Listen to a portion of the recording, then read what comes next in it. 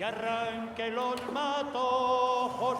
José Antonio Labordeta forma parte de la historia de Aragón. Mañana se cumplen 10 años de su muerte.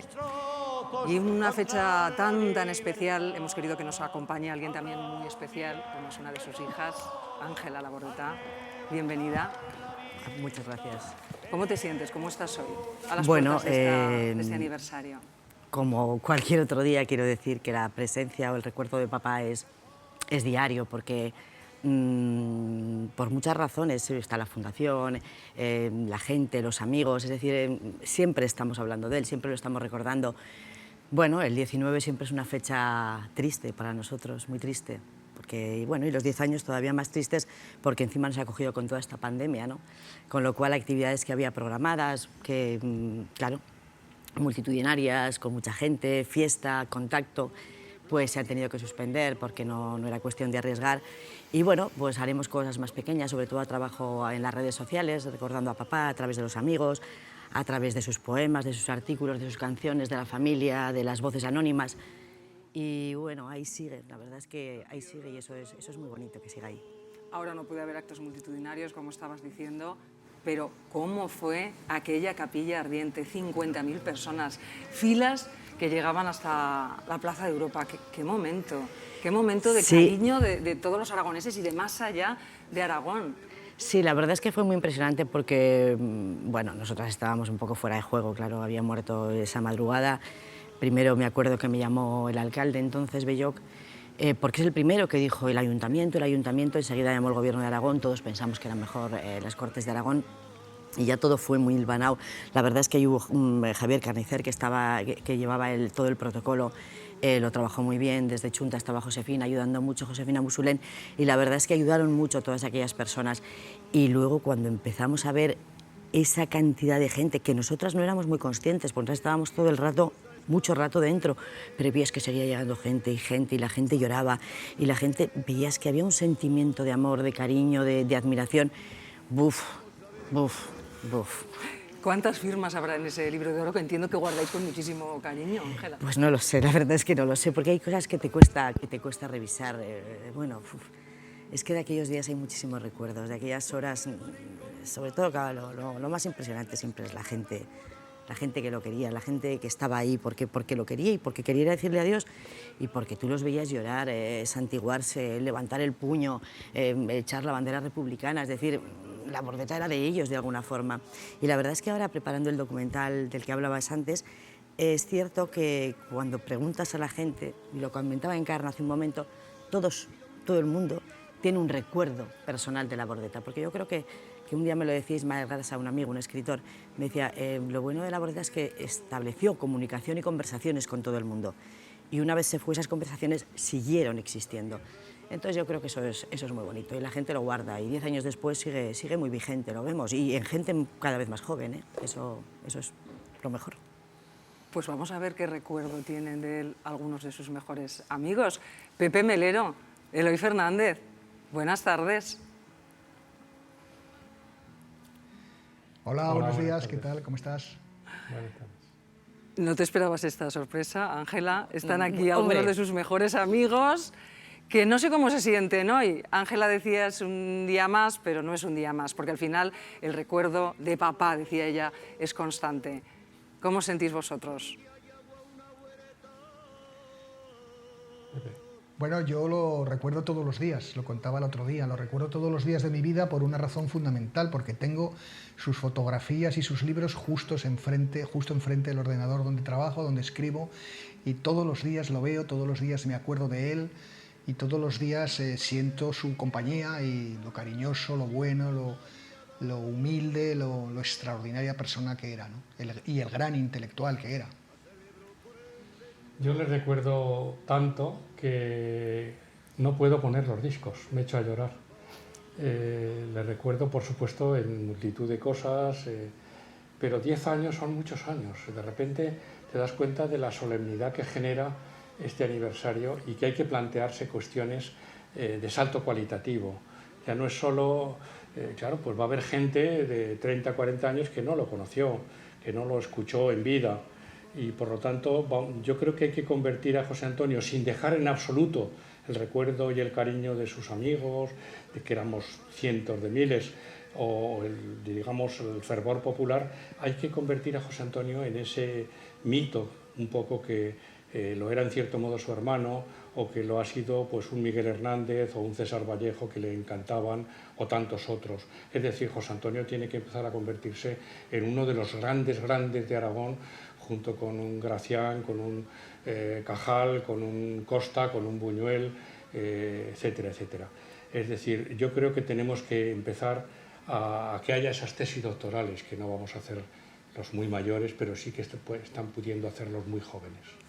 Y volviendo ya a lo cercano, Pepe Eloy, ¿qué le diríais si lo tuvierais ahí sentado con vosotros en ese sofá? Le diría, pero bueno, José Antonio, ¿qué tal has pasado el confinamiento? ¿Qué has hecho? ¿Has escrito un par de libros de poemas, 10 canciones y cómo te lo has pasado? Seguro que habríamos hablado mucho por teléfono, habríamos estado en contacto, porque él era muy cariñoso con sus amigos. Como dijo Juana, cuando murió él era muy amigo de sus amigos. Él, primero, era un hombre muy familiar, quería mucho a Juana, a sus hijas, a sus nietas, a su suegra. Era un hombre muy familiar, y luego era un hombre muy leal a sus amigos, era muy leal a la amistad. Entonces hubiéramos estado en contacto todos los días, o sea que no nos hubiéramos podido ver durante el confinamiento, pero hubiéramos estado en contacto todos los días. Pero yo creo que José Antonio estaría no solo melancólico a tope, tristísimo con todo lo que está pasando, aquí, en el mundo de la política, en el mundo de la economía, en el mundo entero, global, chinos, rusos, brasileños, norteamericanos, etcétera, sino también estaría indignado con todo eso.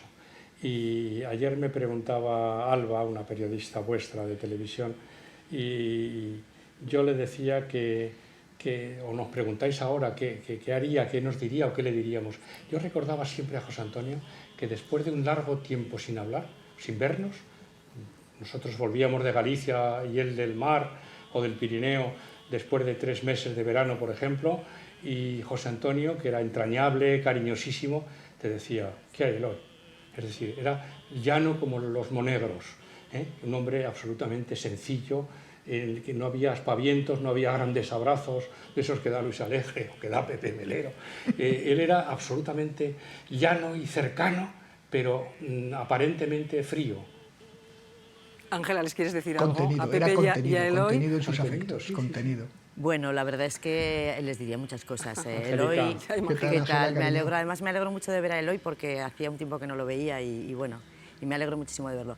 Pues a Eloy le diría que es que es papá y él, son papá y él y papá. Yo creo que es que papá siempre decía que Eloy se inventó el Aragón moderno, el Aragón que ellos habían soñado o que han soñado y por el que tanto pelearon y que hablaba Encarna y que muchos de nosotros hemos mamado y queremos todos ese Aragón. O sea que Eloy es que para nosotros es, pues yo, un segundo padre diría, junto con Emilio Gastón. Y Pepe Melero es una persona maravillosa, ha sido un amigo muy importante para mi padre. Mi padre lo quería muchísimo y yo siempre tengo un recuerdo que lo conté para el documental, pero a Pepe no se lo había contado, me parece, que cuando papá estaba ya muy malito y le habían dado un premio en Santander y fue a recogerlo, el de las Bellas Artes, y estábamos papá y yo paseando por el Hotel Real y de repente llamó Pepe Melero para decirle que había ganado el Zaragoza o para hablar del Zaragoza. No sabéis la alegría que a mi padre le producían las llamadas de Pepe y creo que les unían tantas cosas y tantos amores que bueno, que por eso están ahí y son insustituibles. Pues muchas gracias, Pepe. Ahora le llamaría poco, Ángela, para hablar Poco, del Zaragoza le llamaría ahora poco, poco. ahora poco. Ahora le llamaría poco. Ahora poco. Ahora poco. Muchas gracias a ambos, Ahora poco. Eloy y Pepe, por haber estado estos minutos con nosotros y recordar de Gracias. nuevo Gracias. con mucho cariño a José Antonio Labordeta. ¿Le habría cundido este confinamiento? Han dicho que no habría parado de trabajar. Uy, ¿Tú qué crees que habría hecho, lo aparte de enfadarse sé. por la situación? Yo creo que y lo que demás? ha dicho Eloy está muy acertado. Yo creo que estaría muy enfadado con la situación política. La situación política española le tendría absolutamente cabreado, pero mucho, mucho.